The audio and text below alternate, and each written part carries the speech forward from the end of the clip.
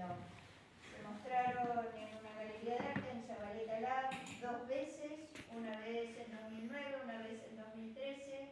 Se mostraron en Londres en el 2010, en una feria, y se mostraron en el Museo de Arte Moderno en el 2017.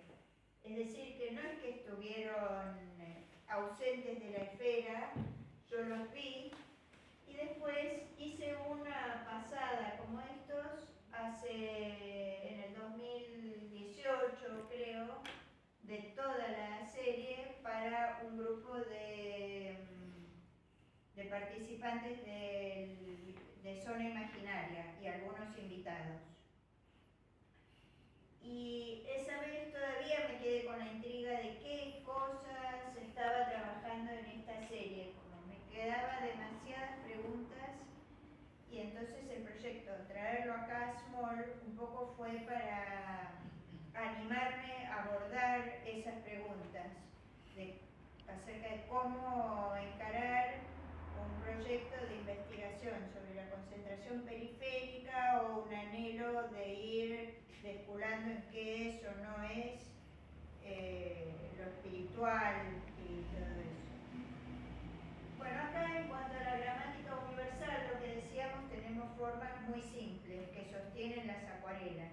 Un círculo, vacío, una ventana, tenemos lo regular, lo simétrico, lo asimétrico y lo irregular, lo que se deforma. Como por ejemplo acá, que ven ese centro rojo se deformó totalmente mientras lo estaba haciendo. En el momento quedé muy perpleja diciendo, bueno, los pintores abstractos me van a tirar por la borda, porque no está bien el círculo. Por otra parte, el centro, en toda la serie, el centro está ligeramente descentrado. Entonces eso genera una incomodidad. Por un lado están las irregularidades y por el otro lado el centro que se descentra. Nosotros estamos sujetos a nuestro cerebro, que está dividido en 2 hemisferios, el hemisferio derecho y el hemisferio izquierdo. Hay un filósofo e investigador, Ian McGilbert, que ha estudiado cómo influyen en nuestro hacer, en nuestra investigación, en lo que sería el campo racional o irracional, los 2 cerebros, que son muy distintos.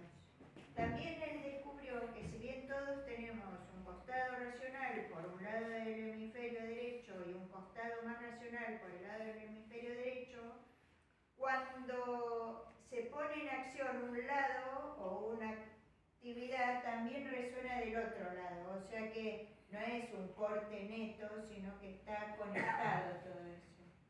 Pero que ciertamente algunos de nosotros podemos o desarrollamos más un lado que el otro. Eso ya estaba como pregunta en una serie que yo hice antes, que era Nacer Igual, era Nacer Igual Desnudos, sobre los 2 laterales, el lateral derecho y el lateral izquierdo del hemisferio y cómo funcionan.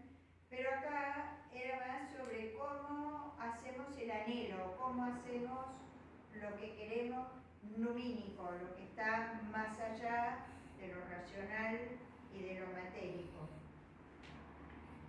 ¿Qué sería eso de lo espiritual?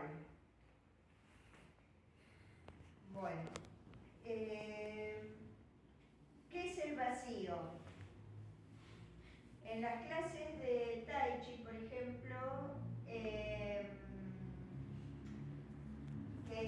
viene del taoísmo, que es una sabiduría china de 3000 años antes de Cristo. El maestro siempre me decía, busquen el vacío, y teníamos la pose puesta y busquen el vacío. Y yo decía, ¿qué será? ¿Qué será? Porque es muy difícil, la mente mía por lo menos va a 1000 por hora. No había un vacío.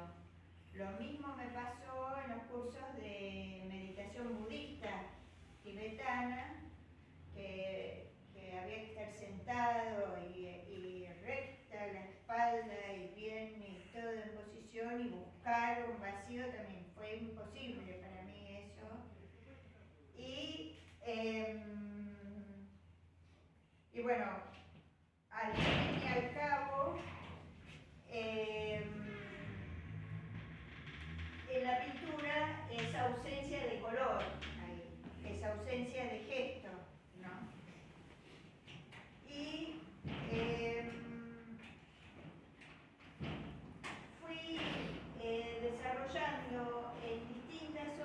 la ausencia de algo que suponemos tendría que estar como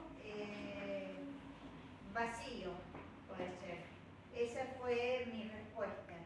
En realidad, de todas las investigaciones sobre el fuero interno, a lo que fui respondiendo con obra.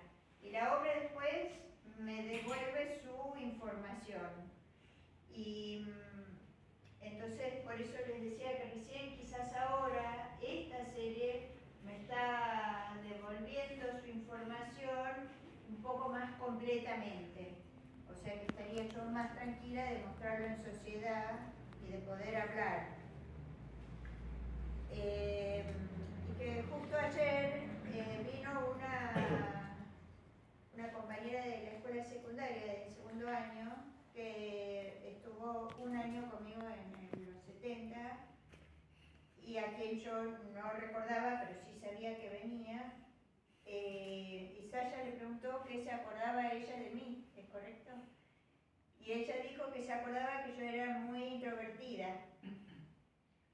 Y yo podría decir que esta pieza, que es sobre un movimiento de gran introversión para detectar todo eso, cómo el fuero interno se está moviendo, encuentra ahora una capacidad vocal en la que yo me animo con todo este aparato que es el arte contemporáneo, incluyendo los que vienen a escuchar, a hablar de ese tipo de fenómenos y de circunstancias.